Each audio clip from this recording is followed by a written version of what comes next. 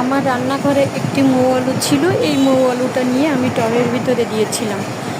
টবের ভিতরে দেওয়াতে এখন মৌ আলু গাছটা অনেক বড় হয়েছে।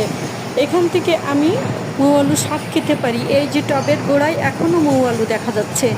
মৌ আলুটা কিন্তু বেশ বড় ছিল। যখন দেখলাম একটু একটু করে শিকড় বেরোচ্ছে, তখন আমি টবে এনে কোনো রকমে রেখে দিয়েছিলাম। সেই থেকে অনেক বড় গাছ হয়েছে। এখন আমি অল্প অল্প করে এর থেকে শাক নিয়ে খেতে পারি। মৌ আলু শাক খেতে অনেক সুন্দর, খেতে অনেক সুস্বাদু। এমনকি এই শাক আপনারা ভর্তা করেও খেতে পারেন। মৌ আলু শাক ভর্তা অনেক মজাদার। আলু ভর্তার সঙ্গে যদি মৌ আলু শাক 2-4টা করে দিতে পারেন, তাহলে কিন্তু অনেক সুস্বাদু। তাছাড়া এমনিও এই শাক বেটে খেতে পারেন। মৌ আলু গাছটা দেখতে অনেক সুন্দর। এটি আমার গ্রিলের সঙ্গে রয়েছে। এখানে সূর্যের আলো প্রতিনিয়ত পড়ে, তাই গাছটি অনেক দেখতে ঝরঝরে এবং সুন্দর চকচকে হয়েছে। ধন্যবাদ আপনাদের।